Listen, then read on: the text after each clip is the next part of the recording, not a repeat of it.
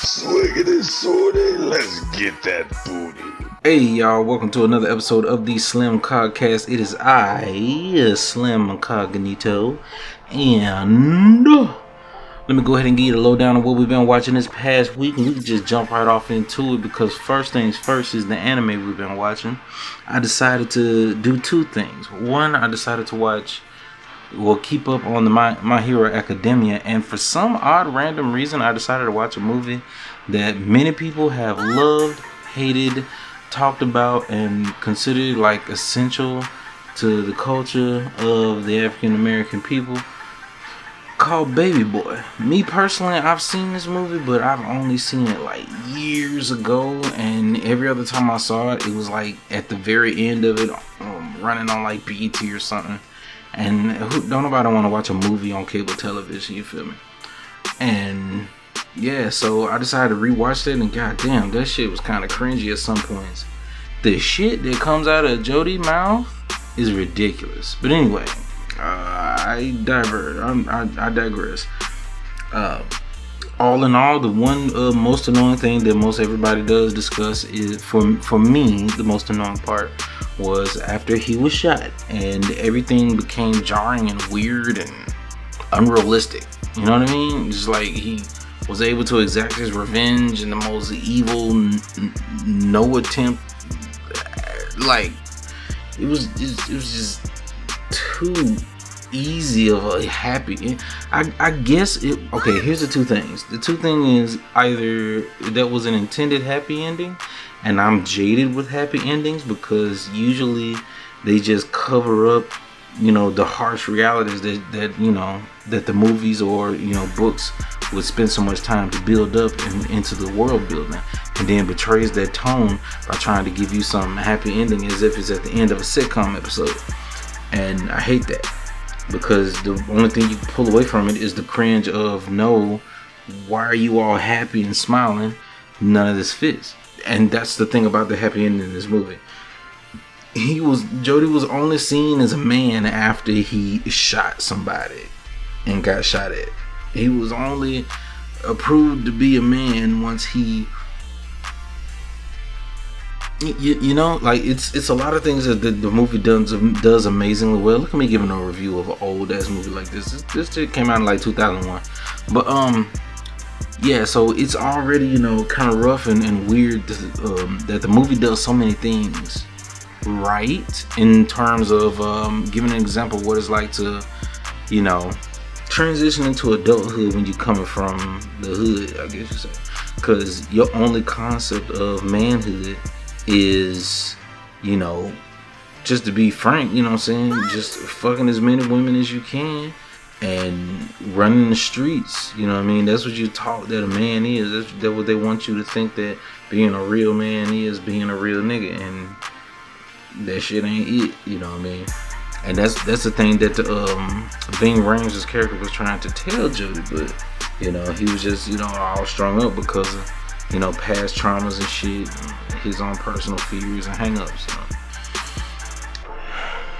And then on top of that, it was kind of justified though. That's what makes it so conflicted. That what makes this movie good is the fact that you can't point a finger at any character and say that they are in the right or in the wrong. It's all gray.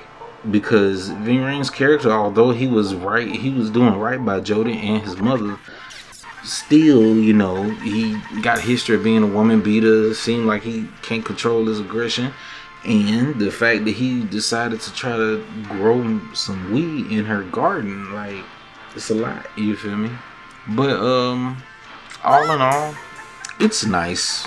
There is I would assume there might be, but the way I looked at it after him getting shot was, it's possible that he might have died there on the lawn in front of P's house, and then just everything after that was like a dream of what he wanted to happen or something like that. Now that could be it, because everything that came out of his mouth after that scene felt weird and uncomfortable. It was jarring. It was like, would nobody say? Why would anybody say this? This sounds like something that they would think he'd say. You know what I mean? He's sitting there next to his mama talking about something. Let me get some of that wine. You must forgot I'm a grown ass man. So I get my own wine. Don't worry about it. Oh, I love you, mom. I ride or die for mine. For real. Like, shut up. You're making me cringe. Like, I don't think that that part of the, I would accept that if much more than if they meant that last like 30 minutes unironically, then I would be a little more inclined to barf. Like, it don't feel good to me. Shit could be better, but it's what we got, and it's a classic. You know what I mean? It's got its like jank. Almost every hood movie back then had its jank. Ain't nothing as bad as Dead Presidents. That movie was ass on ass. But yeah, still not my favorite hood movie by a long shot though. I prefer Blue Hill Avenue, but that's just me. Cause Lil Trent was a hellion. But anywho's, also we've been catching up on the My Hero Academia. Now the My Hero Academia, it's amazing. Alright, Shigaraki, I kind of want to give him a hug, but I know better. But I still feel bad for him. It's like, damn, this boy is finding.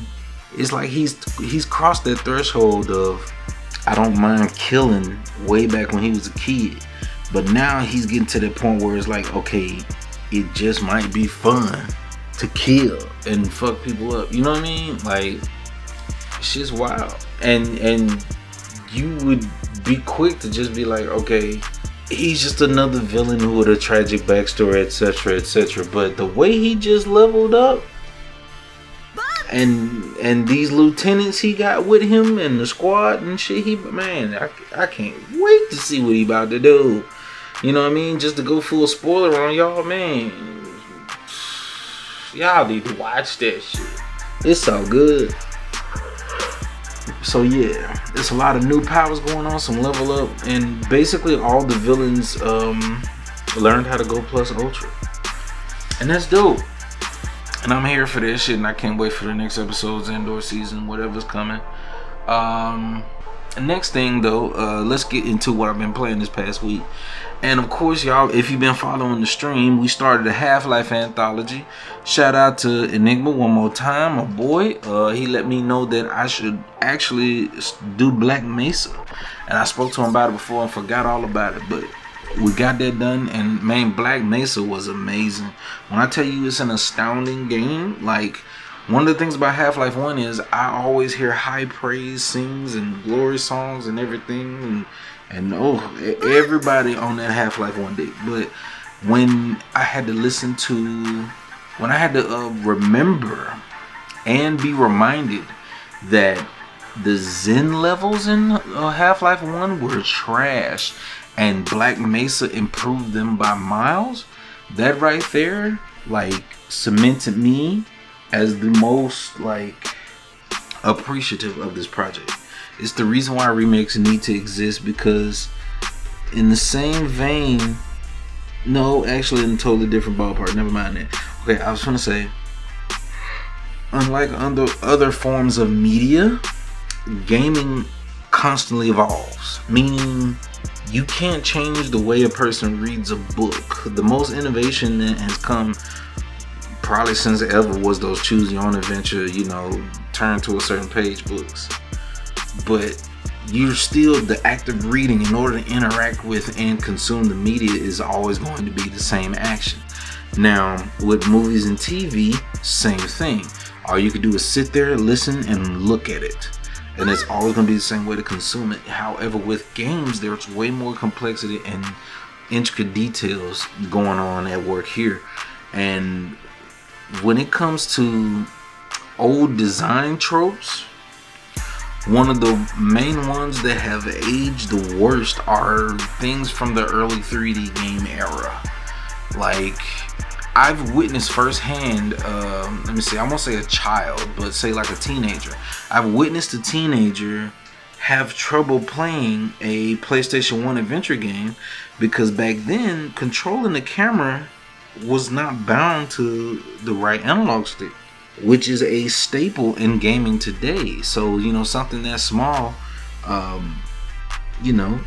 actually, handicapped the kid, and they couldn't really do much about it. But you know what I mean, it takes some learning. Back then, you would have to acclimate yourself with the era of turning yourself with shoulder buttons, or tank controls, but you can only turn with left and right on the D-pad, like stuff like that. It's from a different era, man. And there's more of these small game development tropes from back then that are lingering but cannot survive today than you would think. Especially if you consider like the Tomb Raider series from back then. Almost anything. It's all of the genres have these things that have changed over the years and still need to change in order to come to the modern day. And if you want an example of a game that was remade but none of the new lessons of game development being implemented into the remake of the game, just check out that Broken Sword remake. Because shout out to Hysteric Moon X, by the way. Check him out on Twitter. Very great streamer, super great guy.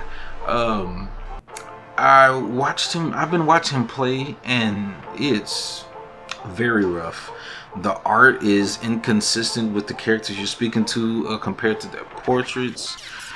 You come across certain points where you just cannot find out what to do next unless you already know certain things like that. Those old LucasArts point and click philosophy of just make it unfair and illogical as hell type shit. So yeah, that's the thing. Anywho's, another thing I wanted to mention about what I've been playing this week before we move forward is that after beating Half-Life 1, the very next day we streamed Half-Life Blue Shift and Half-Life Opposing Force. Now these are two spin-off games that are supposed to be intertwined with the main story of Half-Life 1's campaign. And I gotta be honest, Blue Shift was actually good and I enjoyed myself. And I also have to be honest that Opposing Force was hot doo-doo butter. It was so bad. But there was one good part. But I'm gonna tell you the bad part first. Alright, so the bad thing about it is there was this entire game felt like it was intentionally trying to mislead the player. There was no intuitive layout or design of the map and the environment in order to leave natural, seamless hints to let the player know to do this next or go here next.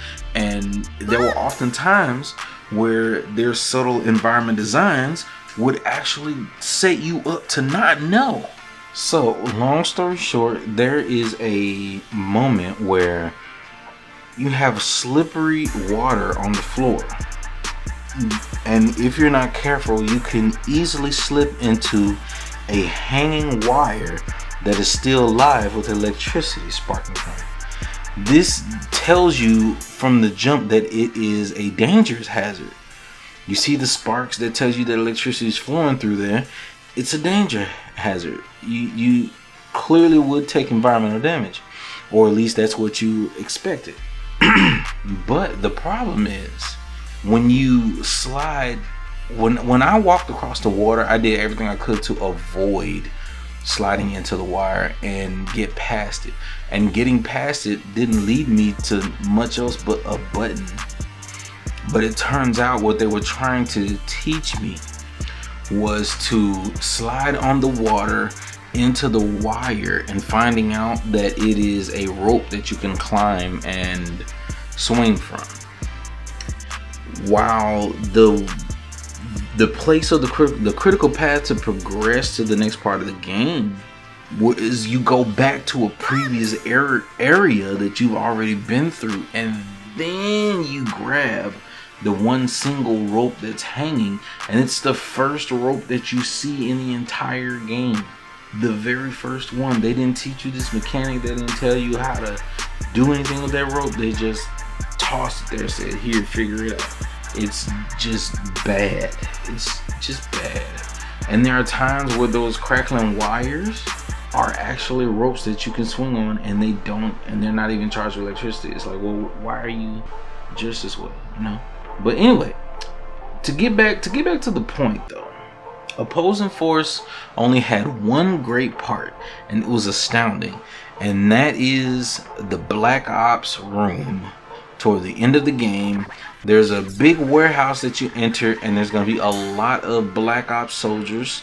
The males will be using night vision and walking around and ready to gun you down, and they, do what they can. They literally do what they can to kill you. You'll have these ladies in these tight latex black outfits with night vision goggles on, and they're super agile, very, very quick on their feet. You can lose sight of them real quick, and you have to shoot them down. The thing about all of this, actually, you know what? Let me stop myself before I go on another rant about it. But it's very, very hard. It's very hard, and you lose all of your health in less than a second. They will down you, they will body you. The AI is coded to actually flank you and take advantage of the fact that you are being flanked by sending you another person. It even makes one person push you while you're being flanked because it knows that you're becoming overwhelmed. The game is amazing in this one instance, and it's been Shitsville from before that area and after, so that was the best part of it, honestly. A worthy experience. And then, damn, we went right into Half-Life 2 the next day. And, oh my god, the biggest issue I have with Half-Life 2 right now, when you stream it, is that the game is so good and seamless that it draws you in and it keeps your attention. So much so that you can't pull away from it. It's just great.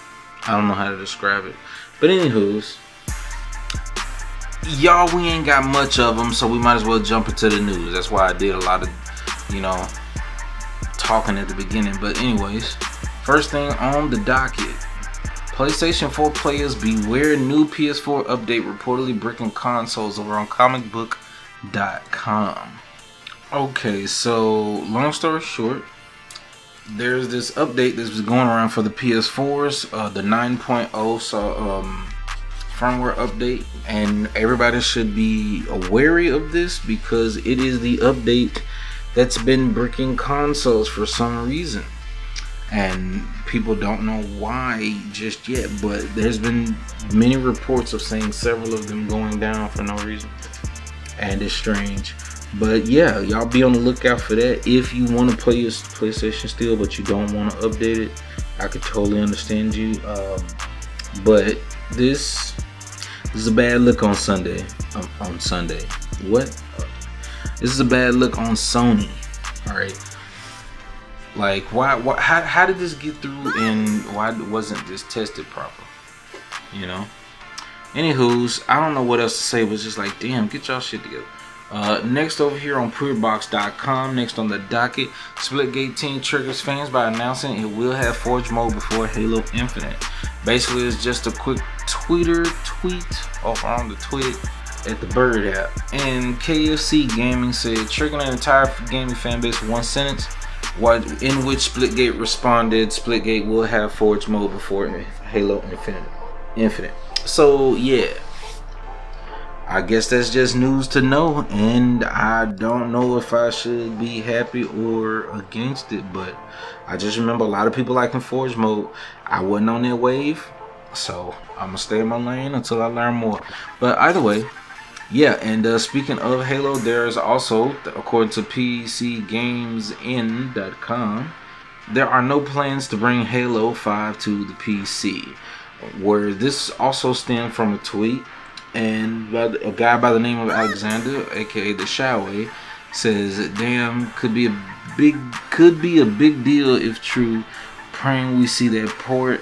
And Brian Gerard, who I would have to assume works at in some influential position on the project, but he says maybe this was for H5 Forge, but I can't confirm. There are no plans to bring Halo 5 to PC. We know there's some demand for it, but as we've stated before, not in the cards, as the studio is fully focused on Infinite and MCC.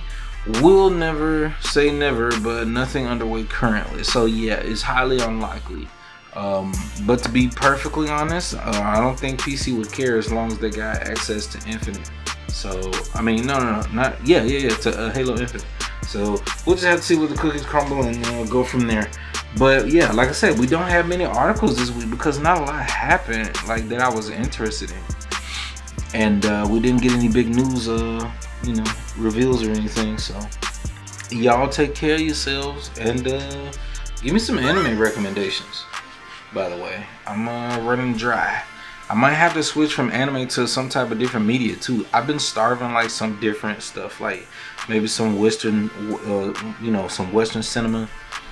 And by Western, I don't mean like have gun will travel. I mean like movies and TV shows made in the West.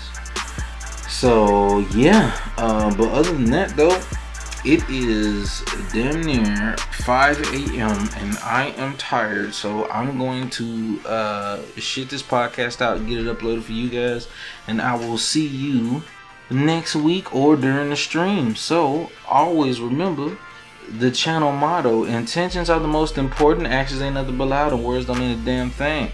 Don't forget to check out the stream, Slim Cognito Entertainment, over on twitch.tv, and add me in some stupid stuff on Twitter at Slim Cognito mode, because I bees on the Twitters. I try to break away from it. I still want to, but I can't.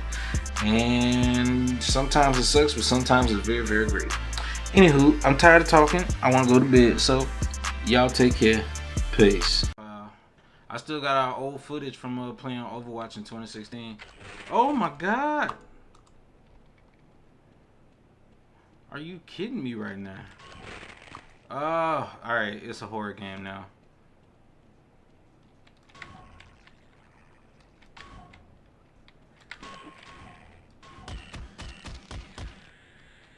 Fuck me, dude. Ah! Fuck! Why?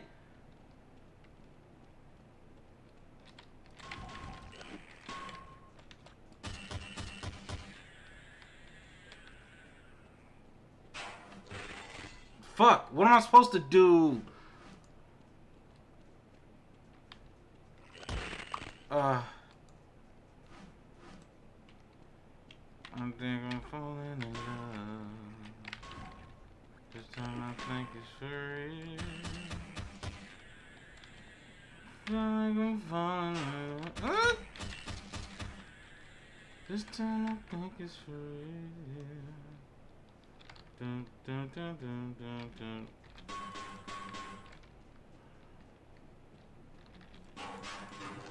Oh my god! What is going on? I gotta say, Steph, I killed every fucking head crab, bro. The fuck, man? Oh my god, I can't. Oh, blew my high.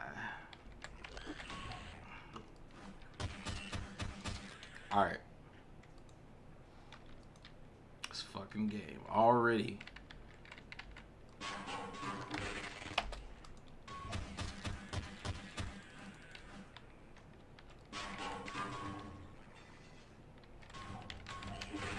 Ah.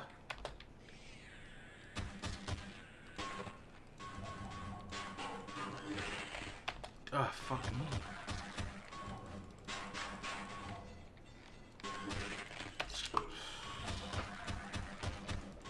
It's head crabs, man.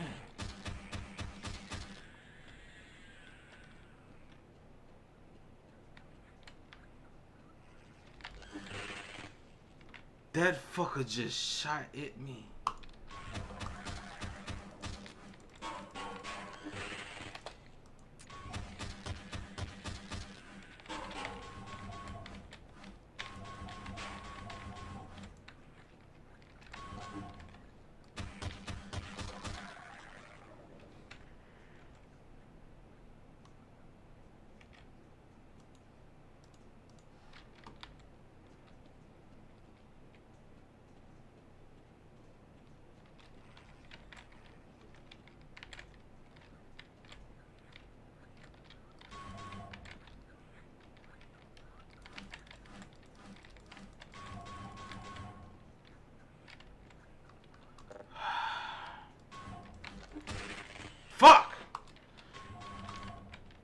Hey, this is the worst. It's the worst it's ever been.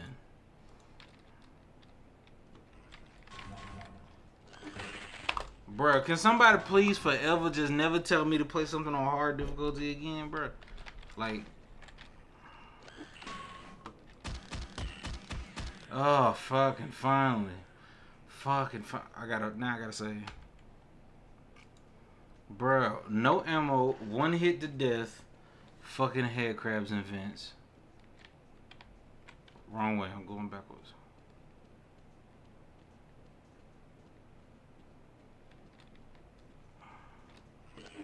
Oh my